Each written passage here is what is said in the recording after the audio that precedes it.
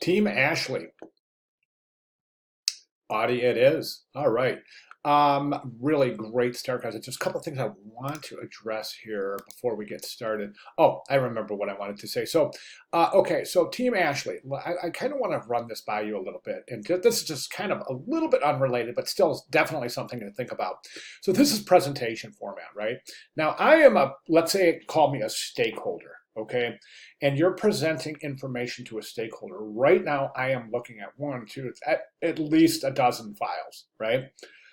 Is that the best way to present your work to a stakeholder? And the reason I bring this up is because in presentation mode, so to speak, as a graphic designer, you always want to make it as easy as possible for the viewer or the stakeholder to view the work. And when I say stakeholder, I mean anybody from a creative director, an art director, collaborating designers, and even the client, ultimately the client.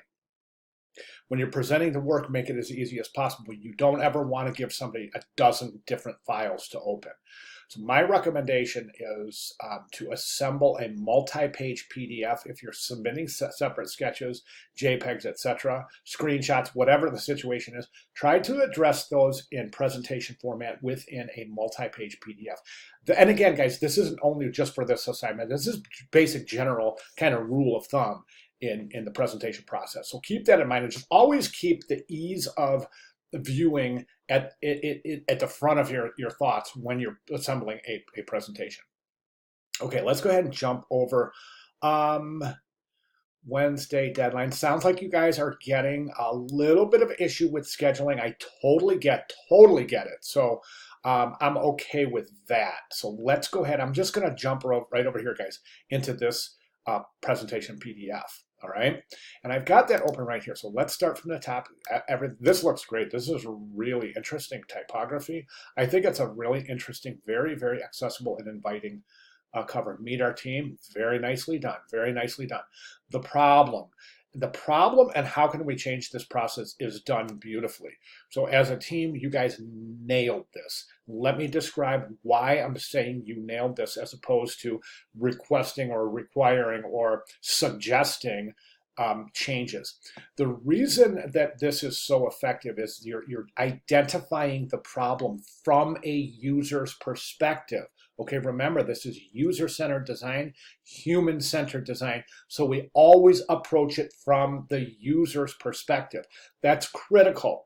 This is excellent because you're saying this is a problem that the user is confronted with when they enter this situation. All right, to take that a step further, you have identified the solution, basically. How can we change this process? Which I think is a great way to put it, that how can we change the process as opposed to saying, how can we solve the problem? Because if you say, how can we solve the problem, you're alluding to the fact that all you're trying to do is solve an immediate problem with a configurator, right? Here you're saying, we're not interested in just designing a configurator. We're interested in changing the way people buy cars.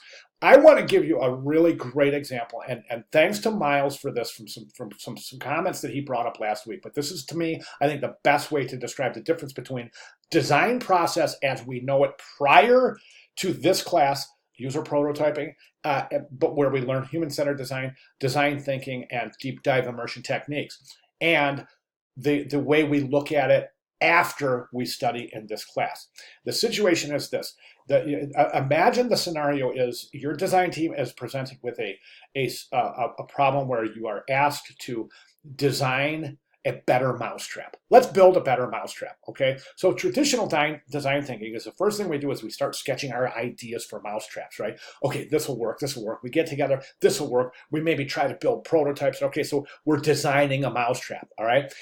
Human-centered design, we don't start there. Deep dive immersion techniques, ethnographic considerations, we don't start with saying, okay, our situation is we're confronted with designing, let's build a better mousetrap, right?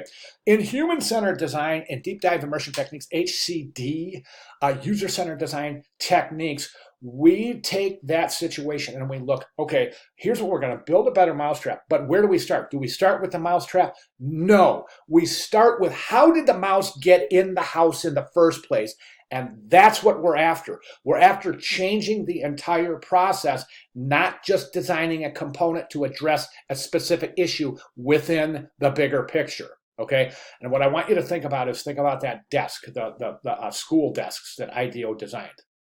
Okay, and so I think that your writing is excellent, and you guys very, very much understand HCD. That's fantastic.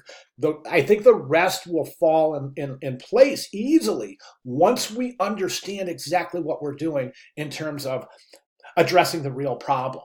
I think that the rest fall in line. Okay, idea one, outstanding.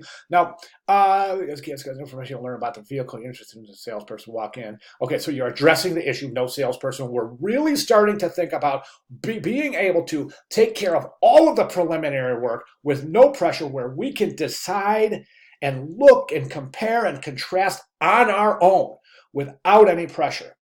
I actually walked into a dealership once, just for giggles and grins. My wife and I walked into a dealership. And we weren't in there. We weren't in there literally more than 1 minute before the salesperson actually said, we both looked at, I still have a bruise on my jaw from when it hit the ground.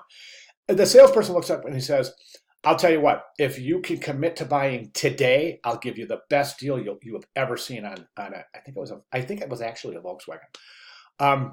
And we're just like, get this guy out of here, man. Come on. So, I mean, that's a true story, too. So I think that you guys understand that, and I think that a lot of this addresses that. That's fantastic. VR headset, everything is okay. Now, what I want to do is I want to do this. I just kind of want to, I touched on this last week. Great job on your wireframes, by the way. I touched on this last week. And I thought, let's go ahead and push this as far as we can. Okay, so I don't think stopping at the configurator is enough. I'd like to see you guys build in an actual drive simulator, okay, and start connecting pieces, all right? So, for example, you could start with a mobile app where you can actually start the configuration from home, if that's your preference. You would go into the dealership, the kiosk would have the same interface as the mobile app, so you don't have to design it mobily, but you certainly have that option. Right? The mobile app, once you configure out your car, you send that information to the dealer, and there it is. They send you a code when you to your phone. When you get to the dealer, you punch your code in, and then the magic starts. So at that point, you could have a holographic projection, full size 360 of the car. You could have virtual headsets.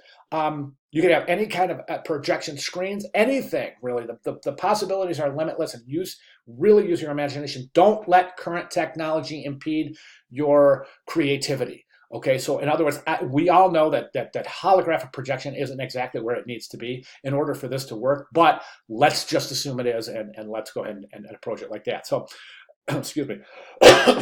So I would like to see the whole thing connected with a mobile app, the configurator app in the dealership, sending the information to a drive simulator, starting with a questionnaire that determines your height, your weight, your physical stature, so they can recommend different models, your driving habits, so they can recommend different models, where you drive the most. Is it mountains? Is it flat road? Is it highway? Is it city? So you can make your best, so that they can recommend the best models based on your preferences, right? Then you can go into the configurator. You can change the configurator. You have your finance stuff. You have your personalized. You have your a personal assistant here.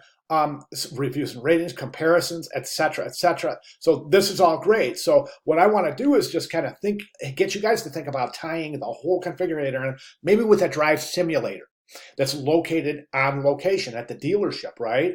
So, and everything's tied together.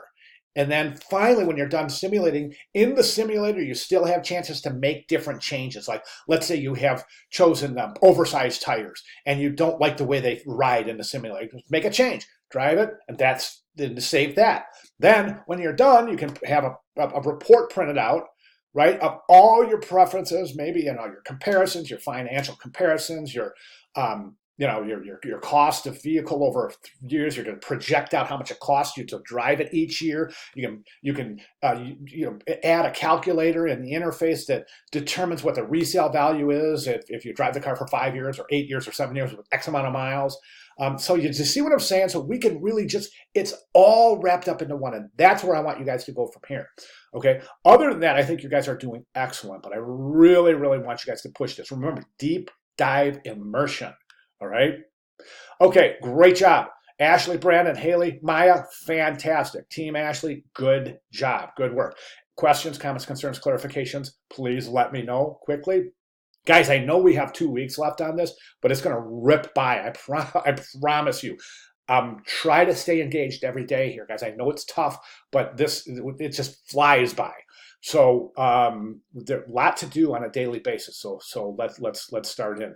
Again, I think that at this point, I just want to